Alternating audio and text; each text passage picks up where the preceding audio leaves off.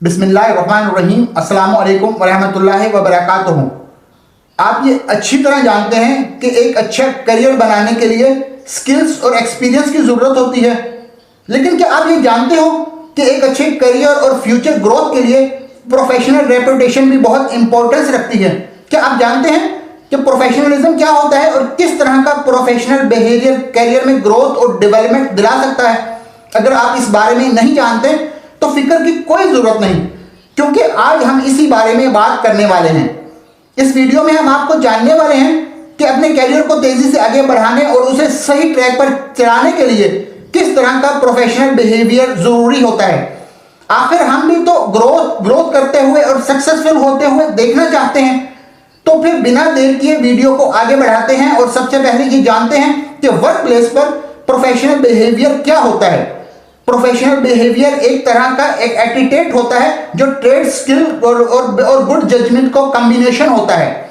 ऐसा बिहेवियर जो हर एम्प्लॉय को एक्सपेक्टेड होता है, और ऑर्गेनाइजेशन छोटी हो या बड़ी, आपकी पोजीशन एंट्री लेवल हो या हाई लेवल हो, प्रोफेशनल बिहेवियर सबसे एक्सपेक्टेड होता है। यानी एक कंपनी में काम करने वाले हर एम्प्लॉय को इसको फॉलो करना चाहिए, तभी उसकी ग्रोथ पॉसिबल है।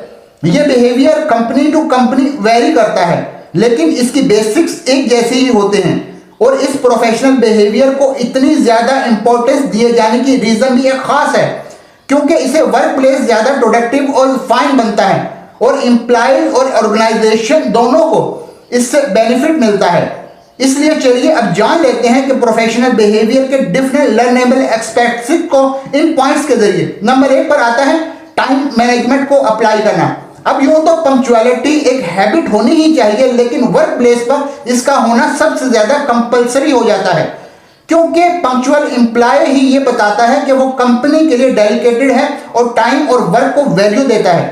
इसलिए एक एम्प्लॉय होने के नाते आपको हर दिन टाइम पर ही ऑफिस पहुंचना चाहिए, और ऑफिस में रहते हुए मीटिंग और कॉन्फ्रेंस में भी आपको सही टाइम पर मौजूद होना चाहिए।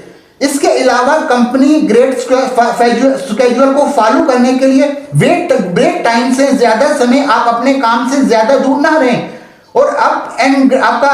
और आपका इंप्रेशन अच्छा बना रहे। ये एक ऐसी आदतें हैं जो वर्क प्लेस तक लिमिटेड नहीं हो सकती, बल्कि इनको अपनी डेली की लाइफ का हिस्सा बनाना जरूरी है। इसलिए आपको कोशिश करनी चाहिए कि आप अपने हर काम को सही वक्त पर पूरा करें और हर जगह पर सही टाइम पर पहुंचे। ऐसी करने से ना सिर्फ आपकी प्रोफेशनल लाइफ बेटर होगी, बल्कि ओवर आपकी पर्सनैलिटी भी इंप्रूव हो जाएगी। नंबर 2, कंपनी ड्रेस कोड को फॉलो करें। हो सकता है कि आपकी कंपनी ने स्ट्रिक्ट ड्रेस कोड हो या फिर ड्रेस कोड में कोई फ्लेक्सिबिलिटी हो, तो आपको वर्क प्लेस पर फॉर्मल टूर्स को भी रेफरेंस देनी चाहिए। अगर ड्रेस कोड है तो इसको फॉलो करना चाहिए, अगर नहीं है तो भी ऐसे क्लॉथ्स ही पहनने चाहिए जो आपको प्रोफेशनल लुक्स दें, क्योंकि आप अपनी कंपनी को रिप्रेजेंट करते हैं और हर कंपनी यही चाहती है कि उसका हर एम्प्लॉय उसका अच्छा इंप्रेशन ही शो पे। इसलिए वर्क प्लेस पर हमेशा क्लीन और वेल फिटेड ड्रेस ही पहनने, ये नॉर्मल और सिंपल सी बात है, लेकिन इसे इग्नोर करने से काफी लॉस हो जाया करता है और इसे फॉलो करते हुए बहुत सारा प्रॉफिट। इसलिए हर छोटी छोटी बात ना बहुत मैटर करती है, उसे याद रखें और फॉलो करें। आपको उसके अच्छे रिजल्ट जल्द ही नजर आने लगेंगे। नंबर 3, पॉजिटिव एटीट्यूड रखिए। अगर आपका एटीट्यूड पहले से ही पॉजिटिव है तो आप एक शानदार इंसान हैं, जिसके आसपास रहते हुए अब हर कोई खुश और कंफर्ट महसूस करता है, क्योंकि सबको पॉजिटिविटी की ज्यादा जरूरत होती है। अगर आप हमेशा पॉजिटिव नहीं रह पाते तो ऐसा करने की कोशिश करें, इसे अपनी आदत बनाएं, क्योंकि वर्क प्लेस पर ऐसा अच्छा एटीट्यूड आपके रिश्ते को और आपके एम्प्लॉयज के साथ अच्छा ताल्लुक बनाता है और ऑफिस में काम करना बहुत आसान होता चला जाता है। और फिर ऐसा करके तो आप अपनी पूरी जिंदगी को बेहतर बना सकते हैं, जिसमें आपकी प्रोफेशनल लाइफ के साथ पर्सनल और सोशल लाइफ भी इंक्लूड हो जाएगी, क्योंकि हर जगह हर किसी को पॉजिटिव एटीट्यूड रखने वाले लोग ही पसंद आते हैं। आपको भी, है ना? ये बात सही है। आइए नंबर 4 पे चलते हैं। सबको रिस्पेक्ट दीजिए। कोई आपसे बड़ा हो या छोटा, रिस्पेक्ट तो सभी को दी जानी चाहिए, और ये बात आप अच्छी तरह जानते भी हैं, फिर चाहे वो फैमिली हो या ऑफिस। ऐसे में ऑफिस में हर एम्प्लॉयज के साथ अच्छा बर्ताव ही किया जाना चाहिए, चाहे वो मैनेजर हो या फिर कोवर्कर। आखिर वो सब मिलकर ही तो उस कंपनी को चलाते हैं। इसलिए सबके साथ अच्छी तरह पेश आना चाहिए और हर एक की बात को बात को गौर से सुनना चाहिए। ऐसा करने से आप सिर्फ एक अच्छे एम्प्लॉय और को वर्कर बन सकते हैं, बल्कि एक अच्छे इंसान भी बने रह सकते हैं। नंबर 5, क्लियर कम्युनिकेशन रखिए। ऑफिस में काम करते हुए अपने को वर्कर और सीनियर से बहुत बार इंटरेक्शन होता है। मीटिंग और डिस्कशन के दौरान आपका आइडिया, आपका सजेशन भी आपसे मांगा जाता है, तो ईमेल के जरिए भी कॉन्वर्सेशन हो सकता है। तो इन सब में आपका कम्युनिकेशन होना बहुत जरूरी है। बगैर कम्युनिकेशन के जरिए आपका बेस्ट आइडिया भी मीटिंग में अप्रूव होने से रह सकता है। बिना किसी लैंग्वेज के ईमेल भी बैड इंप्रेशन डाल सकती हैं। को वर्कर और जूनियर को दिए जाने वाले अनक्लियर इंस्ट्रक्शन भी आपकी पर्सनैलिटी को बैडली अफेक्ट कर सकते हैं और सीनियर के साथ किया जाने वाला रूटली कन्वर्सेशन भी आपकी पोजीशन पर भारी पड़ सकता है।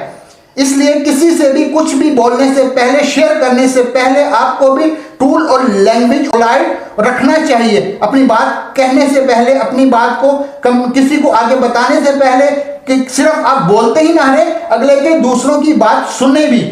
ये क्लियर और इफेक्टिव कम्युनिकेशन के लिए बहुत जरूरी है। नंबर 6 पर है वर्क प्लेस एटलीस्ट पे वैल्यू को समझिए। हर वर्क प्लेस की एक एथिक्स होते हैं, चलिए वैल्यू करना और फॉलो करना हर एम्प्लॉय की ड्यूटी होती है, लेकिन हर कंपनी के रूल और पॉलिसीज होती हैं जिन्हें मानते हुए कंपनी के भरोसेमंद बने रहना जरूरी है। कंपनी के कोड ऑफ कंडक्ट को फॉलो कीजिए जिसमें कंपनी की वैल्यूज और प्रिंसिपल्स आते हैं और जो एम्प्लॉयज बिहेवियर के लिए गाइडलाइन भी प्रोवाइड करता है। किसी भी गलत एक्टिविटी का ना होना, खुद से ऊपर कंपनी का प्रॉफिट देखना एक अच्छे एम्प्लॉय की पहचान होती है। ऐसे एम्प्लॉय कंपनी का एक एसेट होता है जिसे कंपनी कभी भी खोना नहीं चाहती है। और वैसे भी हमें अपनी लाइफ में हमेशा एथिकल ही बने रहना चाहिए। नंबर 7, रिस्पॉन्सिबल बनिए। ऑफिस में सबके अपनी अपनी रिस्पॉन्सिबिलिटीज होती हैं जिनको पूरा करते हुए वो कंपनी की ग्रोथ में कंट्रीब्यूट करते हैं, और जब कंपनी ग्रोथ करती है तो हर एम्प्लॉय की ग्रोथ पॉसिबल हो पाती है। तो एक रिस्पॉन्सिबल प्रोफेशनल ही एक ऐसी रिस्पॉन्सिबिलिटी लेता है, अगर कोई गलती हो जाए तो दूसरों पर उसका ब्लेम डालने के बजाय खुद एक्सपेक्ट करता है और जल्द सुधारने की कोशिश भी करता है। मैनेजर भी ऐसे एम्प्लॉयज को अप्रिशिएट करते हैं जो अपनी मिस्टेक्स के लिए सॉरी फील करते हैं और उन्हें जल्द से जल्द रिजॉल्व करते हैं।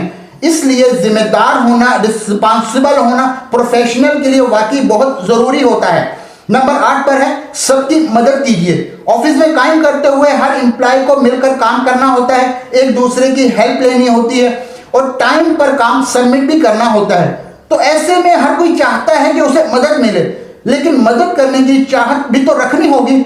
आज हम अपने को वर्कर, जूनियर और टीम मेंबर की मदद करेंगे तो भी आपको बदले में हेल्प मिलने लगेगी।